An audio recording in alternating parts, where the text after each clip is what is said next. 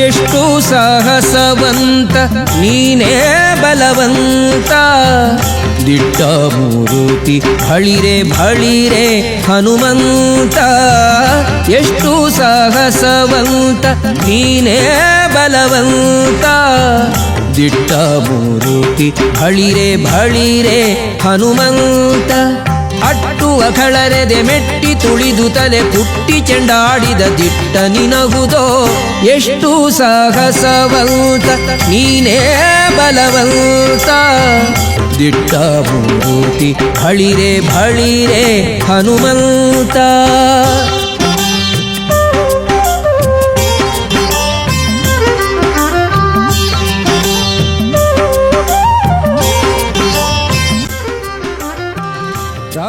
ರಾಮರಪ್ಪಣೆಯಿಂದ ಶರಧಿಯ ದಾಂಟಿ. ಇದು ಮೊದಲನೇ ವರ್ಷದ ವಾರ್ಷಿಕೋತ್ಸವ ಅಲ್ಲ, ಹೋದನೇ ವರ್ಷ ಮಾಡಿದ್ವಿ. ಒಂದು ವರ್ಷ ಮುಗೀತು. ಅದಕ್ಕೋಸ್ಕರ ಪೂಜೆ ಇದಕ್ಕೆ ವೀರಬ್ರಹ್ಮಯ್ಯ ಸ್ವಾಮಿಗಳು ಬಂದು ಈ ಪೂಜೆನ ನೆರವೇರಿಸ್ಕೊಟ್ರು. ಆಗ ಹಲವಾರು ಭಕ್ತಾದಿಗಳು ಬಂದು ಈ ಒಂದು ದೇವಸ್ಥಾನ ಇದಕ್ಕೆ ದೇವರ ಅನುಗ್ರಹಕ್ಕಾಗಿ ಭಕ್ತಾದಿಗಳೆಲ್ಲ ಬಂದು ಇದನ್ನು ಮಾಡಿಸ್ಕೊಂಡು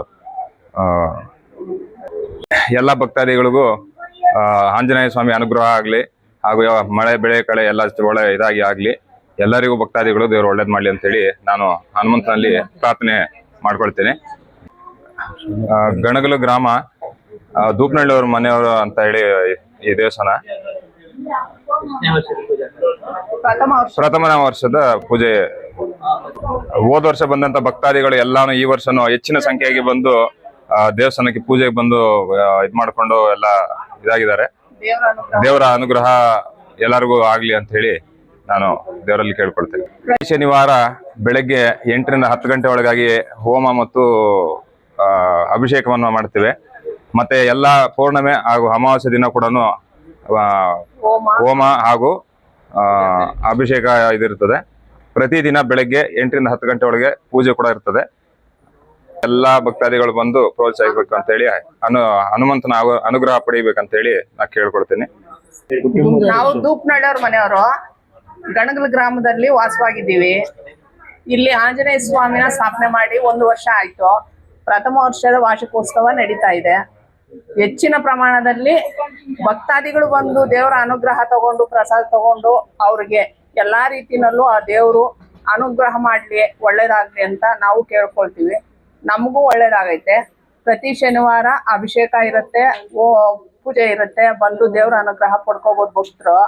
ಅಮಾವಾಸ್ಯೆ ಹುಣ್ಣಿಮೆನಲ್ಲಿ ಹೋಮ ಹವನ ಅಭಿಷೇಕ ಪೂರ್ತಿ ಇರುತ್ತೆ. ಅವತ್ತು ಬಂದು ದೇವ್ರ ಅನುಗ್ರಹ ಪಡ್ಕೊಳ್ಬೇಕು ಅಂತ ವಿನಮ್ರಣೆಯಿಂದ ಕೇಳ್ಕೊತಾ ಇದ್ದೀನಿ. ದೊಡ್ಡನೆಲ್ಲೂರು ಹಳ್ಳಿಯಲ್ಲಿ ವೀರಬ್ರಹ್ಮಚಾರಿಗಳು ಅಂತ ಪ್ರಧಾನ ಅರ್ಚಕರಿದ್ದಾರೆ.